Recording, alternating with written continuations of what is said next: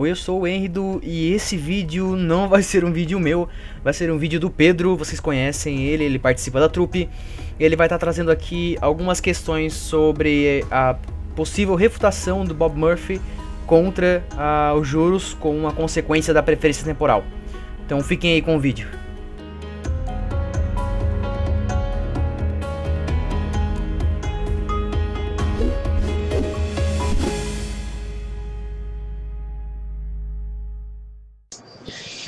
E aí, molecada? Cara, eu vim trazer um áudio artigo, né? Fazer uma leitura do meu artigo da teoria de juros da preferência temporal pura. Eu provavelmente vou ter que converter isso para áudio depois, mas enfim. O Henrido me pediu para estar fazendo aqui uma leitura do meu artigo, para ele estar utilizando no vídeo dele. Então, mandando um salve aí pra galera. E, bem, sem mais delongas, vamos começar. Em defesa da teoria de juros da preferência temporal pura. Tem uma foto aqui do von Bawerk, o pai da teoria do capital tanto neoclássica quanto austríaca. O presente texto é uma resposta à refutação apresentada por Bob Murphy em sua série sobre capital e juros na tradição austríaca. Ouça o episódio no link da descrição. No podcast, Bob discorre sobre o problema de explicar os fenômenos dos juros unicamente pela preferência temporal e apresenta furos na teoria. Antes de apresentar os furos na teoria, irei primeiro apresentá-la para que possamos iniciar a discussão. A preferência temporal é uma lei econômica que afirma que, ceteris paribus, todo o resto constante, abre citação. Satisfazer uma necessidade no futuro mais próximo é preferível a satisfazê-la num futuro mais remoto. Os bens presentes têm mais valor que os bens futuros. Ludwig von Mises, Ação Humana. Destaque para o plural utilizado para os bens. Isto explica os juros, pois a oferta de empréstimos no mercado financeiro representaria uma poupança de recursos reais na economia, tá? Recursos não monetários, que poderiam ser utilizados para projetos de longo prazo, sendo a taxa de juros de mercado uma soma do juro originário, definida pela preferência temporal média do mercado, como a taxa percentual de desconto dos bens futuros em relação aos bens presentes, com o componente empresarial e o prêmio compensatório. Murphy observa que Mises cometeu um erro ao afirmar que von Bawerk caiu na mesma falácia produtivista dos neoclássicos, os quais criticava e relacionou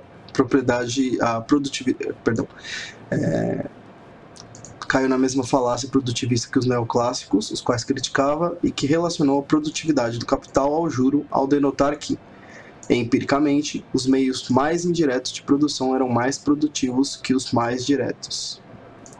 Isto é, mais orientados a capital são mais produtivos que os mais orientados a trabalho humano direto. Todavia, apenas considerou que von Bawerk estava errado sem apresentar sua própria objeção. Porém, o erro é simples de se observar aplicando os conhecimentos de epistemologia. Ora, se há uma observação empírica que os processos mais indiretos são mais produtivos, esta observação em si, sem uma lógica a priori que é em base, é meramente contingente e circunstancial. Portanto, não é necessária e universal, pois ambas, a universalidade e a necessidade, são juízos a priori que não podem ser extraídos da experiência, como demonstra o problema da indução do David Hume, certo? Que não é porque você apenas observa cisnes brancos, né? O Hume utiliza nessa... Isso daqui é um comentário por fora. Nessa analogia, que só existem cisnes brancos e não existem cisnes negros, né? Uma única hipótese, uma única observação que não siga essa regra já refuta a validade universal dela. Vamos lá. Agora, em defesa da teoria de juros da pura preferência temporal, precisamos primeiro apresentar as objurgações feitas por Murphy, que inclusive apontam erros de Rothbard.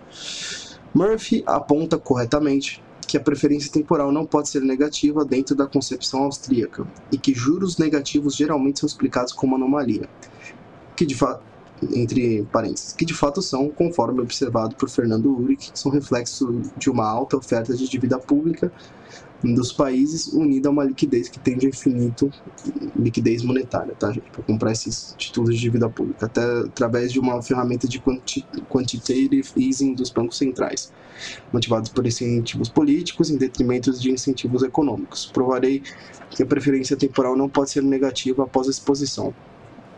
Fecha parênteses. Com efeito, Murphy demonstra que alguns bens, ao possuir utilidade marginal que varia não só com a escassez relativa, mas com mudanças nos dados externos que causam variações na necessidade pelo bem, por exemplo, gelo no verão e gelo no inverno, se considerarmos a preferência temporal por gelo no inverno em relação ao verão futuro, a preferência temporal seria negativa. Rothbard explica, erroneamente, que gelo no inverno e gelo no verão são bens diferentes e não se trata de uma comparação entre o mesmo bem, portanto não é válido. Mas essa separação é ilusória, visto que gelo é substancialmente água sólida. Quer seja no verão, quer seja no inverno, é meramente um duplo pensar. O erro que Murphy comete aqui é conceitual. Como Hoppe descreve em Democracy, a preferência temporal é alta quando os bens presentes são preferidos em maior grau que os bens futuros, e baixa quando os bens futuros são preferidos em maior grau que os bens presentes. A prova disso será feita após a apresentação de mais algumas objeções através da possibilidade de juros negativos apresentada por Murphy. Murphy afirma, com efeito, que Hoppe utilizou um exemplo de mudança de preferência temporal quando uma enchente é esperada dentro das expectativas dos agentes, fazendo com que a expectativa de uma escassez maior adie o consumo. Entretanto, Murphy denota que a mesma poderia ser negativa se os agentes pouparem 2 unidades de um bem esperando consumir apenas uma no futuro. Essa objeção carece de qualquer sentido, considerando o axioma da ação. Ora, no caso da ascese, para que postergar o aumento da satisfação através de uma perda material se o agente pode abrir mão dos bens naquele exato momento? E se for o caso que o agente prefira ter bens a não tê-los, por que poupar para reduzir a quantidade de bens? Ele pode se antever a uma perda, mas não poupa com o objetivo de reduzir sua satisfação, sofrer uma perda material psíquica. Isso é uma violação do axioma da ação. Se o Estado salva uma empresa que está à beira da bancarrota, ele faz com incentivos políticos, não econômicos, pois terceiriza custos aos residentes do país que expolia com impostos, além do fato de que a satisfação é maior salvando a empresa, do ponto de vista do Estado, ou seja, espera um ganho, sejam as motivações quais forem, nobres ou de interesse próprio. Muito bem agora. Só um último ponto. Murphy é um austríaco subjetivista bem ortodoxo, entre aspas, dentro da tradição austríaca, não ortodoxo no sentido acadêmico, de economia mainstream. Por motivos de honestidade intelectual, o autor que vos escreve e vos narra declara antecipadamente que é adepto da escola austríaca e do austro-libertarianismo. Porém, defende o uso de algumas ferramentas como a econometria para observações, visto que analisamos algo verdadeiro cujas conclusões se manifestam no mundo empírico. Não pode ser, mutatis mutandis, medidas com exatidão, mas a matemática pode servir como ferramenta para sua compreensão, caso não seja tratada como uma ferramenta de previsão exata da ação humana.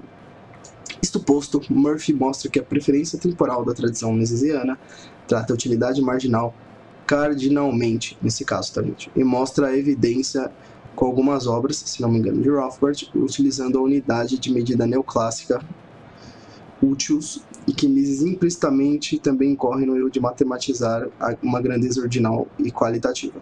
Irei mostrar que, apesar de tratar de conceitos matemáticos, não me refiro à realização de cálculos de média e fração, apesar de utilizar o conceito de limite de cálculo, mas uma ferramenta fundamental, mental para compreender o que é uma alta e uma baixa preferência temporal e como ela se manifesta na realidade catalática. Conforme Murphy conceitua corretamente, a preferência temporal é uma taxa marginal de substituição intertemporal dos bens, isto é, a relação entre a utilidade marginal presente dividida pela futura. Porém, seu grande erro foi o mesmo que ele apontou dos neoclássicos no primeiro capítulo de 3 da série. pois ele se refere a um único bem. Todavia, a preferência temporal se refere à medida das utilidades marginais dos bens presentes dividida pela média a média das utilidades marginais dos bens presentes dividida pela média das utilidades marginais dos bens futuros, necessariamente maior que zero. Explicarei por que a seguir. Isto é visível porque, como Hoppe bem demonstra, indivíduos possuem preferências temporais, e não os bens. E como pontuei anteriormente, Mises fala de preferência por bens, no plural, e não de um bem qualquer, isolado. Uma objeção interessante seria que, devido à utilidade marginal de cada bem estar em constante mudança, a preferência temporal também estaria. Isso está correto, porém não invalida o conceito, apenas a possibilidade de quantificá-lo. Mas dizer que isso invalida a explicação dos juros pela preferência temporal é o mesmo que afirmar que a formação dos preços pela demanda orientada pela utilidade marginal é inválida porque o valor em si não é quantificável. Contudo, minha explicação ainda não terminou. Por que, por exemplo, a preferência temporal não poderia ser negativa? Ora, para isso seria necessário que o numerador ou o denominador fossem negativos, o que justifica então que sejam positivos. Isso é justificado pelo simples fato de que o consumo presente não pode ser negativo, pois é necessário um consumo mínimo de bens para subsistência e manutenção da vida humana no curto prazo. E no longo prazo, o mesmo é válido, visto que haverá necessidade de consumir no futuro mais remoto. E quanto mais bem se adia o consumo para períodos posteriores, maior o denominador, logicamente, menor o numerador, visto que ambos são inversamente proporcionais, e menor a preferência temporal resultante. No processo civilizatório descrito por Hoppe em Democracy, que afirma que a preferência temporal média de uma sociedade tende a recair, aumentando a poupança de recursos, acúmulo de capital, quantidade de bens e padrão de vida, o numerador, isto é, o consumo presente médio dos agentes, em média, tenderia a zero, à medida em que o consumo futuro médio tenderia ao infinito. Claro que oscilações no mercado e na natureza do planeta podem alterar as preferências temporais dos indivíduos, porém não chegariam a zero e infinito à medida em que ambos os consumos presente e futuro são necessários para a sobrevivência, manutenção da vida civil humana e até mesmo para desestressar os agentes através do lazer que utiliza consumo, que também é afetado pela preferência por lazer dos agentes. Verificamos então que a tendência poderá sofrer flutuações, mas a sua orientação para a redução da preferência temporal social, que tende, mas não chega a zero, se mantém, assim como existe um estado de equilíbrio estático no mercado, mas a produção se ajusta às mudanças nas preferências do consumidor. Através dos preços, a quantidade ofertada e demandada tendem a convergir, mas as mudanças dinâmicas do mercado mudam sempre o ponto de equilíbrio, e o mesmo se aplica à preferência temporal, que sempre tende a zero, mas por motivos de subsistência e mudanças dinâmicas sempre sofre alterações, mas o sentido se mantém inalterado, desconsiderando incentivos destrutivos da política monetária expansiva e o desincentivo à civilização, que é própria da democracia. Quanto ao comentário de Menger, que Murphy citou a respeito da teoria de von Baver ser talvez um dos erros fatais, é relevante à medida em que for uma asserção sem uma argumentação efetiva para apontar esse erro, ao menos Murphy não a demonstrou. Acredito que minha objeção tenha sido mais consistente pelo erro epistemológico cometido. Eu acho que eu cheguei a fazer um erro de gramática aqui, mas enfim, o comentário do Menger a respeito da teoria do von Baver, do capital e do juro, ela é irrelevante à medida que ela não aponta o erro, simplesmente afirma que tem um erro, tá? Isso que eu quis dizer aqui. Em suma, espero ter resolvido a confusão conceitual ocorrida nesse podcast. No restante, recomendo completamente a todos que se interessem pela Escola Austríaca de Economia. Tá legal? Guys, espero que vocês tenham gostado. É o meu primeiro áudio-artigo, eu não cheguei a narrar muitos livros e artigos, mas é isso, vamos ficando por aqui. Eu vou finalizar aqui esse vídeo, e isso é legal pra gente levantar algumas discussões aqui no canal, e também vou estar disponibilizando o link, vou passar pro Henry, né, o link da série do Bob Murphy para ele colocar na descrição do vídeo, beleza? Vou ficando por aqui e fui!